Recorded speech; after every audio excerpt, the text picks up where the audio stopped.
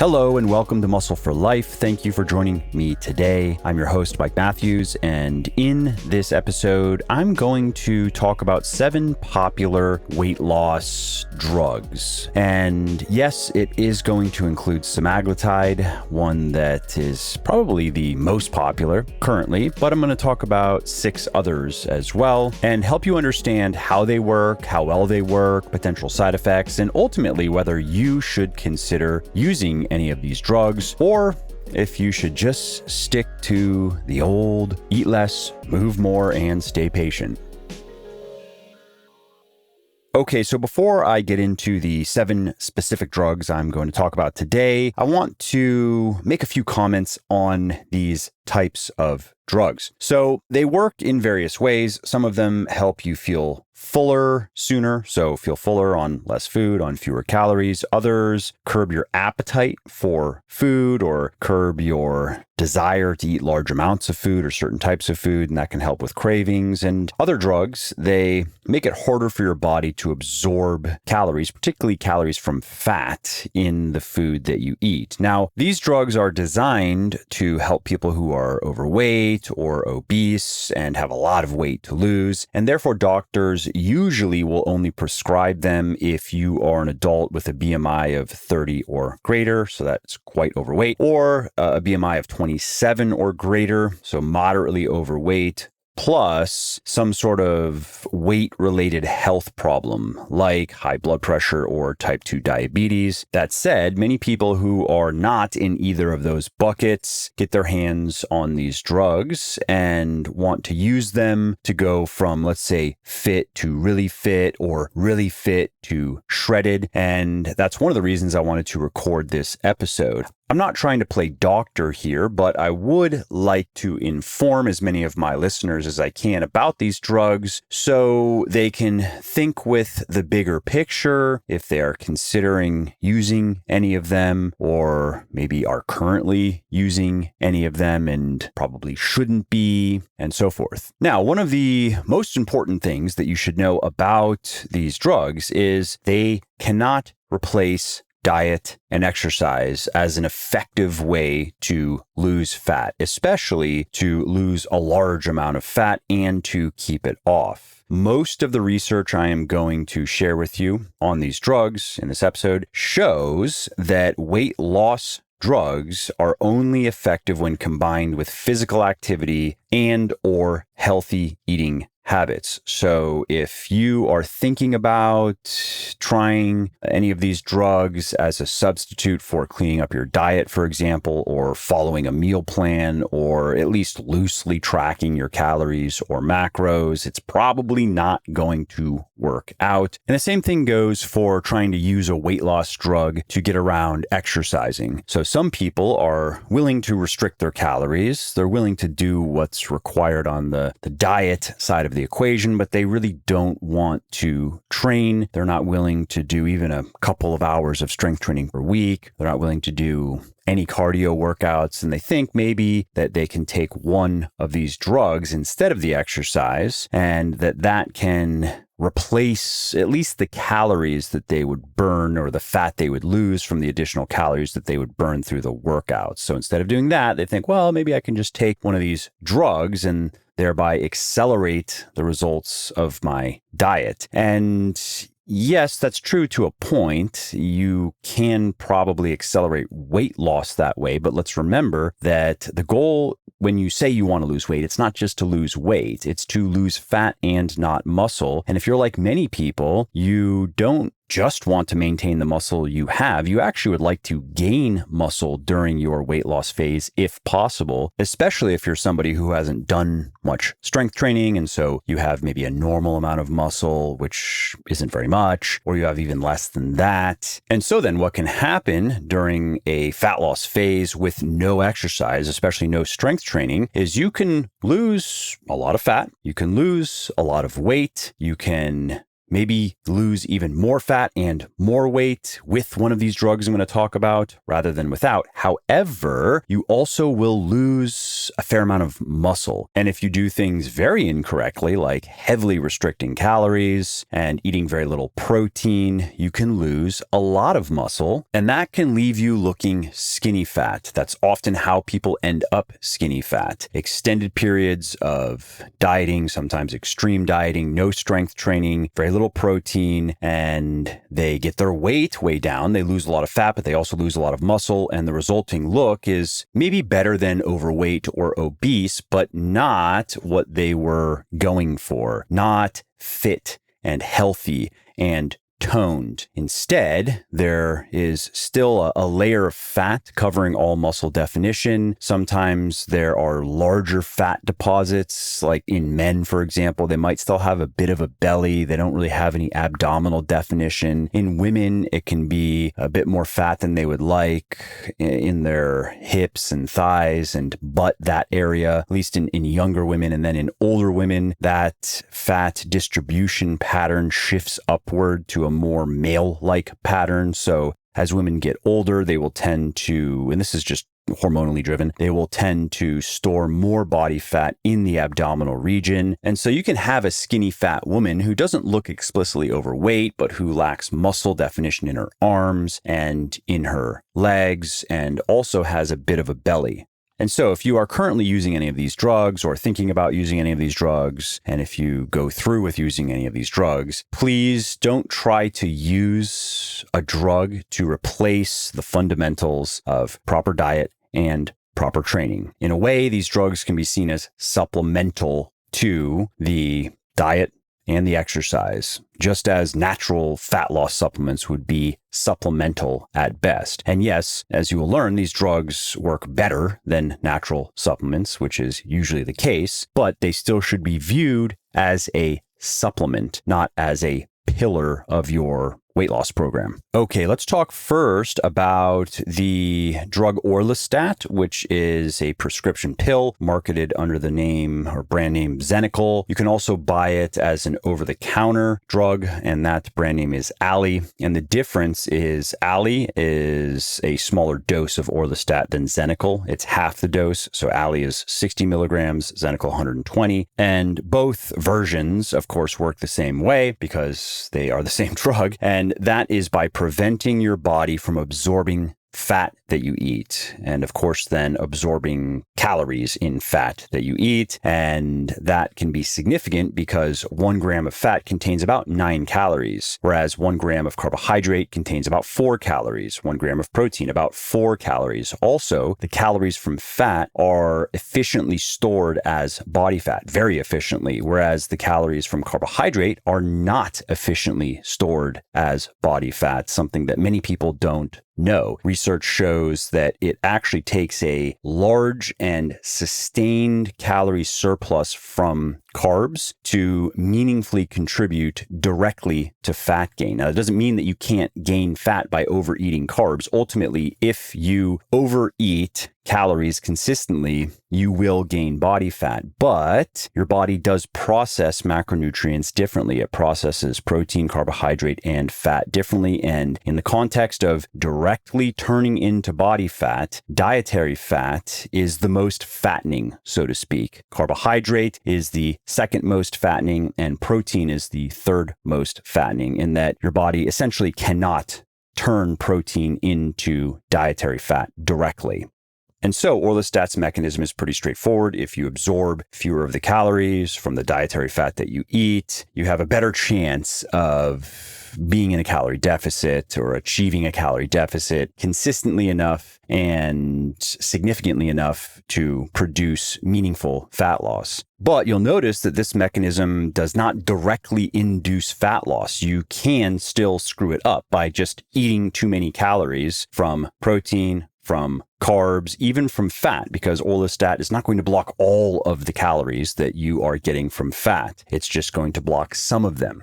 And specifically, research shows that it can block about 30% of the fat that you eat. So 30% of the calories, approximately, from dietary fat will not be absorbed. You'll just poop them out instead. And it does that by inhibiting the action of enzymes that are in the digestive tract that break down dietary fats into smaller molecules that the body can use. So by blocking the enzymes, your body can't use the dietary fat, and it just gets eliminated as useless waste, basically. Now, that sounds good enough if you're trying to lose fat, but practically speaking, does Orlistat work? Well, studies show that yes, it does work. It can work for aiding weight loss as well as weight loss maintenance. For example, a meta-analysis that was conducted by scientists at the University of Alberta found that on average, people who took Ali, so this is the 60 milligram, the over-the-counter version, people who took those pills and exercised regularly and followed a calorie-controlled diet, important details, going back to what I was saying earlier, they lost about 3 kilograms more than the people who just exercised, dieted, and took placebo pills. Now, something worth noting is these were long trials, durations of 1 to several years, so an additional 7 pounds or so of fat loss over the course of a year even is nothing to celebrate per se. And those rather modest results are not surprising, right? Considering how Orlistat works. Again, it's going to block about 30% of the calories, the absorption of about 30% of the calories from the dietary fat that you're eating, which can be significant enough to enhance fat loss, but it is not going to be significant enough to drive an additional, let's say, pound of fat loss per week. I mean, if you just think about how much dietary fat you're eating on an average day and you calculate the calories, so take the grams, multiply that by 9 approximate calories. And if your daily calorie deficit were increased by about 30% of that number, that is helpful, but not revolutionary. And so ultimately then your success is going to depend on your consistency with your diet, hitting your calories, hitting your macros close enough, often enough, doing your workouts, and so forth. Now, as for side effects, research shows that the most common side effects of Orlistat are related to poop, like oily stools, fecal urgency, increased bowel movements, and you can find some rather harrowing stories online, particularly of the fecal urgency type, where the need to go to the bathroom comes on fast and hard. And if you are not able to literally run to the toilet, you might have a disaster. Now, that's not to say that you will shit yourself if you use Orlistat, but many people have or have come close. So you should just know that it's possible. Okay, let's move on to the next drug, the drug du jour, Semaglutide. So this is Ozempic, Wegovy, Rybelsus, and this is an injectable drug that is used to help people manage obesity, help with type 2 diabetes, and it works by mimicking the action of a hormone called glucagon-like peptide 1, GLP-1. And this is a hormone that regulates insulin secretion in the body. And when you introduce a lot of GLP-1 or a lot of a drug that mimics GLP-1's actions in the body, it suppresses appetite. And that, of course, then just helps you eat fewer calories and lose weight. And studies show that Semaglutide does indeed enhance weight loss, especially when coupled with a weight loss diet and regular exercise. For example, in one 68-week study that was conducted by scientists at the University of Liverpool, the researchers found that people who took Semaglutide plus did a lifestyle intervention, diet exercise, lost quite a bit more weight than people who did the lifestyle intervention plus no Semaglutide. So it was about 34 pounds lost versus just 6 pounds lost in the placebo group. And with that additional weight loss came better waistline measurements, obviously better blood pressure, blood sugar levels, cholesterol, inflammation levels, all things that go down as you lose weight. So to be clear there, it's not accurate to say that Semaglutide will directly reduce your blood pressure, your blood sugar, your cholesterol, your inflammation levels, but it is accurate to say if you are overweight or very overweight and you lose weight, that is going to do those things. And research shows that if you lose weight with the help of Semaglutide, you will still experience those benefits. And if we look at results in several other studies, we see that semaglutide appears to be about as effective as bariatric surgery at boosting weight loss and at improving health as a consequence of aiding weight loss. And that is impressive. And that's, of course, the main reason why semaglutide is so popular right now. However, many people who are promoting this drug are not talking about side effects and risks. So most people who take semaglutide will experience gastrointestinal issues, and that can include nausea, vomiting, stomach pain, diarrhea, constipation, although research shows that those types of side effects do seem to diminish with continued use. And as for risks, many experts believe that the risks are minimal, but some research has linked semaglutide use with an increased risk of thyroid cancer, pancreatitis, diabetic retinopathy, and gallbladder disease. What's more, using semaglutide can increase your risk of losing muscle because if you respond to it like most people, it makes eating undesirable. Really, I have a couple of friends who tried it to lose some weight. They didn't need to. They were in the fit category, at least one of them, fit, wanting to get super fit, well, super lean, and not wanting to follow a meal plan or be consistent with his training and just wanting to try to magic bullet it with semaglutide, and it completely turned his appetite off. He didn't track calories, but in talking with him to get a sense of what his food journal might look like, he was probably between 500 and 1,000 calories on many days, and most of those calories were carbs and fat. And so, yeah, he lost fat, but he also lost a fair amount of muscle. At the end of his little personal experiment, he looked leaner, but he also looked smaller. And ironically, he didn't even look that much more defined because the fat loss was offset by the muscle loss. And ironically, in his case, the semaglutide actually put him in the hospital. And it was after he was drinking alcohol for several days in a row, which you're not supposed to do if you are using semaglutide. So after 4 days of drinking mild to moderate amounts of alcohol while on the drug, he had to go to the hospital. Now, I don't say those things to try to warn you off the drug completely, but you should understand there are side effects, there are potential risks, there are unknowns. And so, in my opinion, if you are relatively fit and you just want to lose a bit of body fat, you want to get a bit leaner, you want to get beach ready, and you know how to do it, you've done it before, you have a fairly healthy relationship with food, just stick to the meal plan, stick to the tracking of calories and macros if you prefer to do it that way. Be consistent, get in the gym, do your workouts, stay patient. Leave semaglutide out.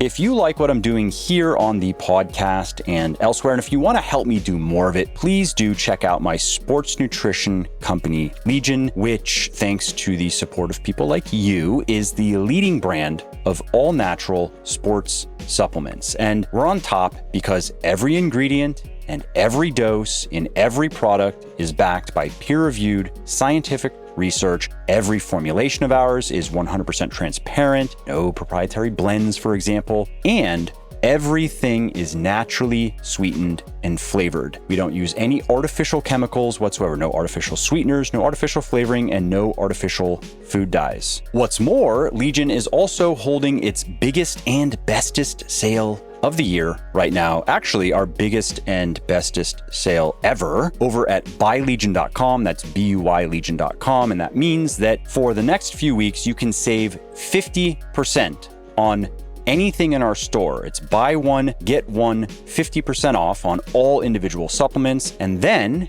you're going to get a $10 gift card on orders over $99. And that gift card is good toward anything in our store. A $20 gift card and a free book of mine on orders over $149. And finally, a $40 gift card plus a book of mine plus a custom meal plan on orders over $199. And another way to save on our supplements is our stacks. We have several different stacks for building muscle, for losing fat, for improving health, and other common health and fitness goals that people are pursuing, and those are up to 40% off. We have custom flexible dieting meal plans that our team builds specifically for you so you can achieve your body composition goals, eating the foods that you like. Those are 50% off. We have merchandise, we have shirts and hats and other things, 50% off, and more. So if any of that has tickled your neurons, head over to buylegion.com, that's BUYlegion.com, and save big. Okay, the next drug on my list is Phentermine, which is a weight loss pill used for short-term weight loss with overweight and obese people. It's sold under a couple of brand names, Adipex P, Lamira. And as for how it works, scientists are not quite sure, actually. They don't fully understand the mechanisms by which Phentermine curbs appetite. They just know that it curbs appetite. The most plausible theory, though, is that it elevates the concentration of norepinephrine, serotonin, and dopamine in your brain. And when these neurotransmitter levels rise, hunger typically falls. And less hunger means you generally eat less, means it's easier to stick to your diet, which means it's easier to maintain that calorie deficit that drives weight loss. And as for efficacy, most research shows that Phentermine does work. It does increase weight loss. On average, people taking Phentermine for 3 to 6 months lose about 3 to 7% of their body weight. So if you weigh 200 pounds, you could expect to lose maybe 10 to 14 pounds within 6 months. That said, that's also assuming that you know what you're doing with your diet, and ideally you are including some exercise in your regimen. So those research results need to be understood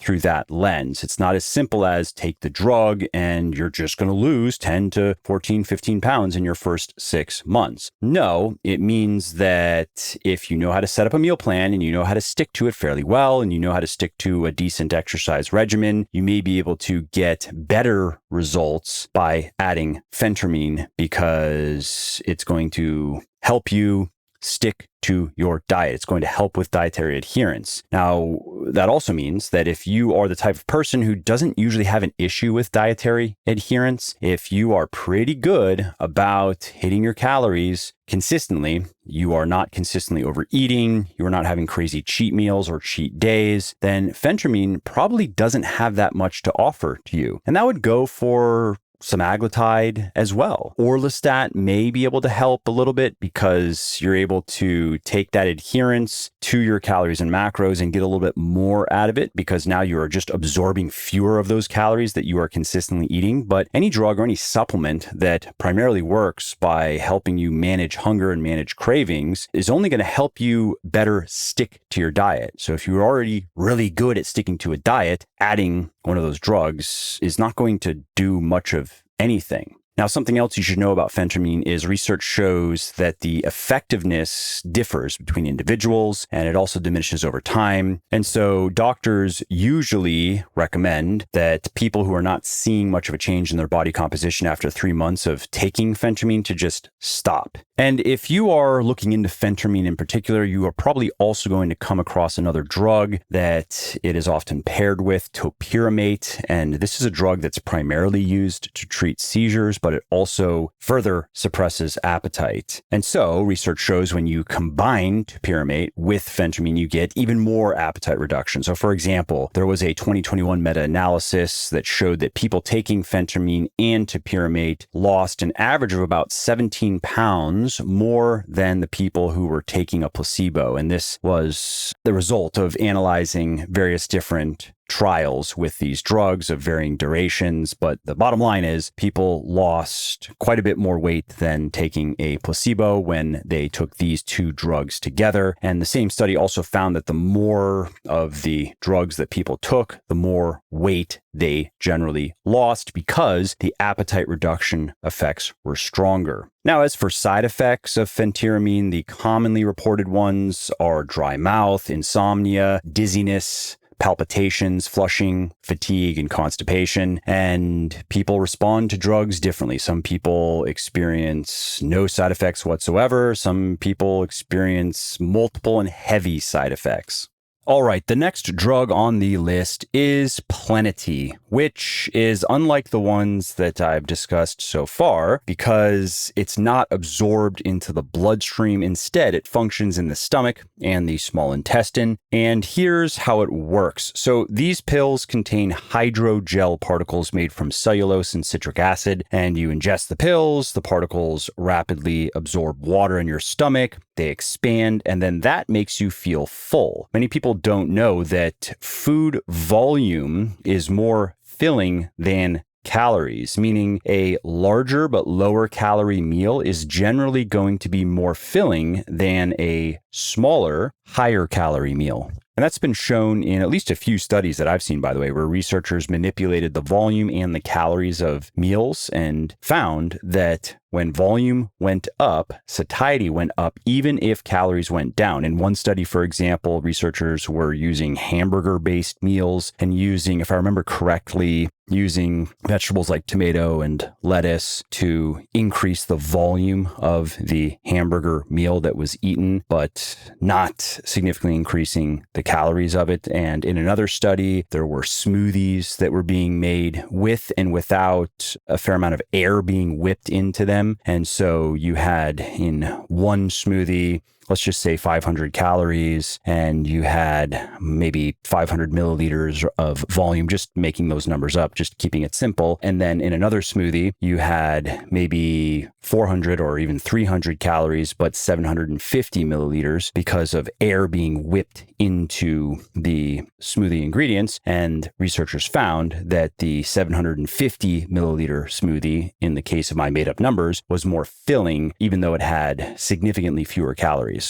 And so anyway, coming back to Plenity, we have these little hydrogel particles. They expand in your stomach, and then that can create a sensation of fullness. So you would take them following a meal usually, and they would make you feel fuller longer, and then you would poop them out. Now, as for efficacy, evidence suggests that coupling Plenity with a calorie-controlled diet and regular exercise can indeed facilitate more weight loss than just diet and exercise alone. For example, in a 24-week study that was published in the journal Obesity and funded by Plenity's creator, which should be noted, that doesn't automatically mean it's bad research, but it should be noted. That is generally a red flag, so I'm just letting you know. But in this study, researchers found that people who supplemented with Plenity shed an average of about 6.4% of their starting weight, compared to about 4.4% in the placebo group.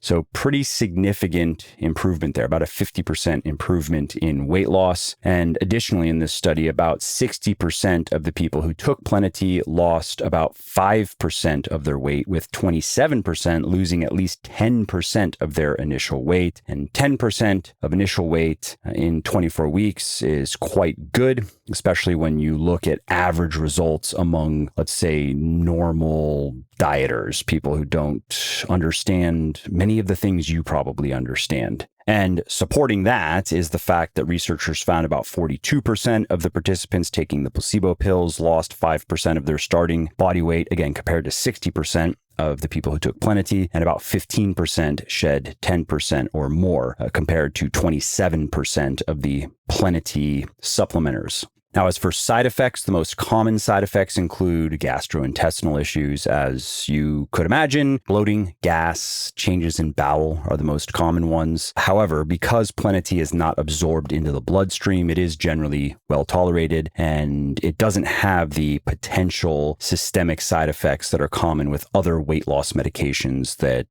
do absorb into your bloodstream. Okay, next on the list is Liraglutide, which is also sold under the brand names Saxenda and Victoza. And as you've probably guessed, Liraglutide is similar to Semaglutide. Liraglutide is an injectable drug. It's for managing weight, type 2 diabetes, and like Semaglutide, it is a GLP-1 receptor agonist, so it stimulates that GLP-1 receptor. And we recall that GLP-1 is a hormone that influences insulin secretion. And when we have large amounts of GLP-1 in our body, it suppresses appetite. So in the case of Liraglutide, it has a similar effect when you're injecting this in your body as if you were injecting GLP-1. Now, it's not GLP-1, but because it has similar effects in the body, it can reduce appetite. And studies show that when it is used in conjunction with a calorie-controlled diet and regular exercise, and you hear me using that phrase again and again in this podcast for good reason, those are the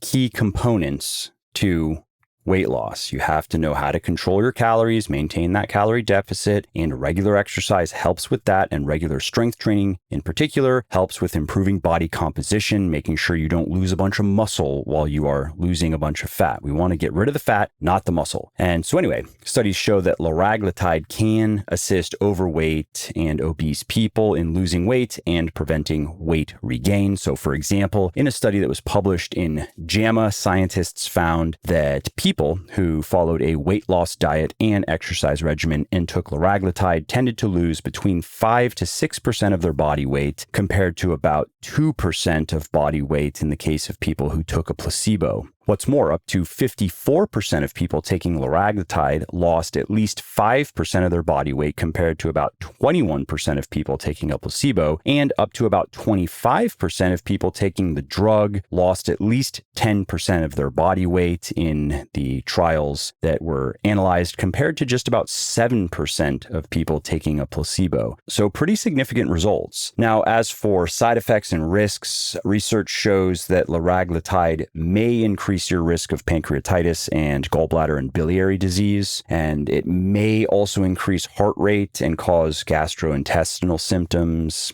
Common ones are nausea, vomiting, constipation, and diarrhea. And the next drug on my list is Naltrexone Bupropion, also known as Contrave. I'm just going to call it that to keep it simpler. And Contrave is a weight loss pill that contains two active compounds, the two that I mentioned, Naltrexone, which is an opioid generally used to treat alcohol addiction, and Bupropion, which is a type of antidepressant. And as for mechanisms, researchers don't fully understand yet how Contrave works, but they believe that it affects the brain's reward system, and that this can then help you control your food intake and avoid food cravings and overeating. And as for efficacy, studies show that combining a weight loss diet and an effective exercise regimen with Contrave can enhance weight loss, and can do so above and beyond what you can get out of just diet and exercise alone. So for example, according to a review by scientists at Boston University School of Medicine and Boston Medical Center, people who followed a calorie-controlled diet, exercised regularly, and took Contrave for a year lost an average of about 11 to 22 pounds. Now, as for side effects and risks, they include increased heart rate and blood pressure, nausea, constipation, headache, vomiting, dizziness, and insomnia.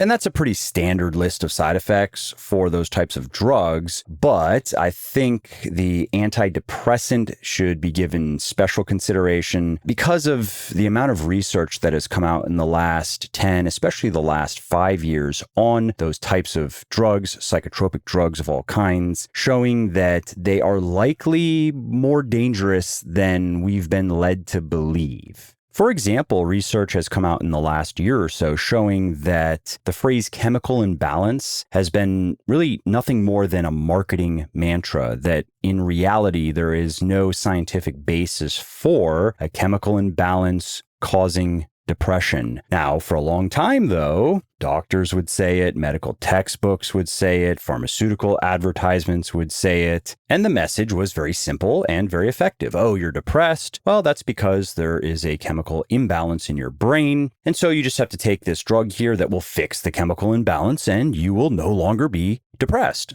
Well, it turns out they were wrong. Depression is not caused by a chemical imbalance, and so therefore cannot be corrected or cured by taking drugs that are supposed to resolve the imbalance. You can take drugs that make you feel better for a time. That you can do. You can use street drugs. Cocaine will do that for you. But you wouldn't say that cocaine is curing your depression. And so anyway, my point is with something like Bupropion, I would be extra cautious. I personally would never choose that drug. If I had to choose one on the list, it would not be that one. Okay, let's move on to the final drug I want to discuss today, which is Tirzepatide, also known as Mounjaro. That's the brand name. This is also an injectable medication. And like the other atides we have discussed, like Liraglutide, Semaglutide, Tirzepatide is a drug that mimics the effects of both GLP-1, which you learned about, and another hormone that has similar effects in the body called glucose-dependent insulinotropic polypeptide. That's a mouthful, and that's why it's also just referred to as GIP. And so, like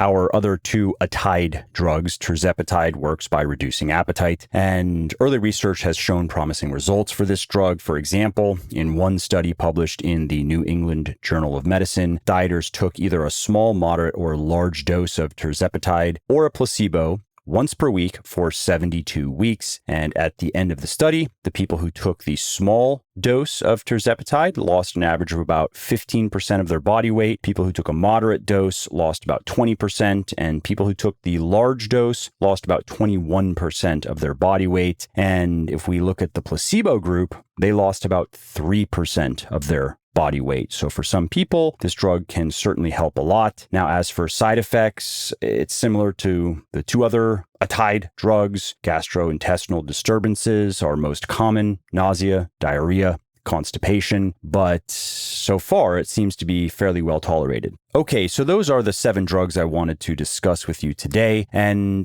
to wrap up, I want to answer briefly a question that many people have asked me in relation to these different types of weight loss drugs. And that is, will I just regain some or all of the weight that I lose when I come off the drug? And yes, that can happen, and research shows that that can happen and often does happen, at least regain some of the weight. And that's because when you come off the drug, you no longer have the appetite suppressing effects. And if you haven't established the right lifestyle habits, if you haven't used the drug as a means rather than an end, a means to getting used to eating well, getting used to exercising, getting results, creating that positive feedback loop, maybe improving your relationship with food and making some pretty big dietary changes. If you haven't done those things, what is going to happen when your appetite returns to normal? Yes, you guessed it.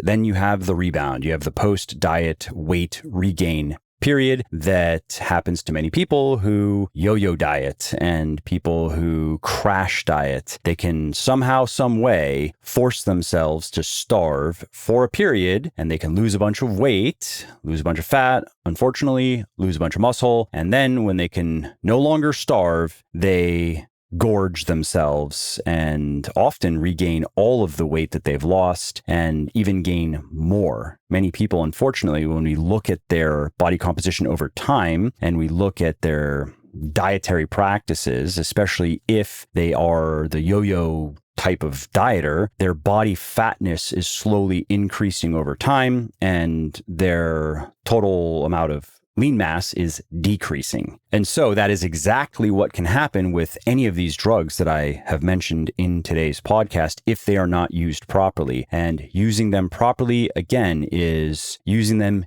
in conjunction with effective dieting and effective training and hardwiring those habits. So when you come off of the drug, you may gain some weight back because your appetite may still be a bit outsized, but research shows that if you've done a good job addressing your lifestyle and you have firmly established the right habits in the kitchen, in the gym, then you can lose a ton of weight and you can keep it all off. Well, I hope you liked this episode. I hope you found it helpful. And if you did, subscribe to the show because it makes sure that you don't miss new episodes. And it also helps me because it increases the rankings of the show a little bit, which of course then makes it a little bit more easily found by other people who may like it just as much as you. And if you didn't like something about this episode or about the show in general, or if you have ideas or suggestions or just feedback to share, shoot me an email, mike@muscleforlife.com, muscleforlife.com, and let me know what I could do better, or just what your thoughts are about maybe what you'd like to see me do in the future. I read everything myself. I'm always looking for new ideas and constructive feedback. So thanks again for listening to this episode, and I hope to hear from you soon.